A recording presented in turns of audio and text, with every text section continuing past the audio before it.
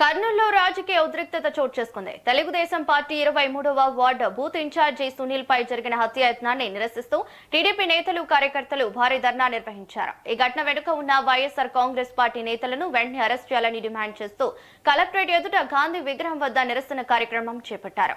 ఘటనపై సమగ్ర విచారణ జరపాలని టీడీపీ నాయకులు ప్రభుత్వాన్ని కోరుతున్నారు. పార్టీ కార్యకర్తలపై దాడులు పెరుగుతున్నాయని, శాంతి భద్రతలు కాపాడడంలో ప్రభుత్వం విఫలమవుతోందని టీడీపీ నేతలు ఆరోపించారు. బాధితులకు న్యాయం చేయాలని, దాడికి పాల్పడిన వారిపై కఠిన చర్యలు తీసుకోవాలని డిమాండ్ చేశారు.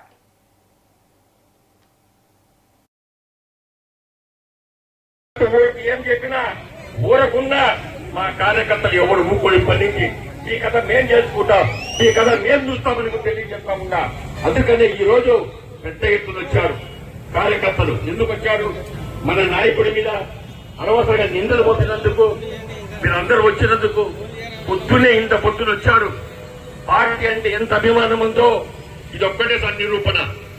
అంతేగాని మాతో పెట్టుకోవద్దండి, తెలుగుదేశం పార్టీ నాయకులతో పెట్టుకోవద్దండి.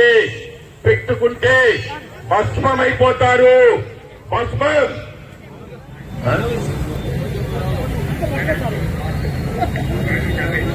అక్కడ అదేవిధంగా ప్రతి కార్యకర్త కూడా విజ్ఞప్తి చేస్తున్నా. టీజీ భరత్ పేరు ఎక్కడెచ్చినా, మన నాయకులు ఎక్కడెచ్చినా, ఏ వార్డుకు ఆ వార్డు కార్యకర్తలు ఎవరైనా మన మీద వచ్చినా మీరు ఏం చేస్తారో మీకు వదిలిపెడుతున్నాం.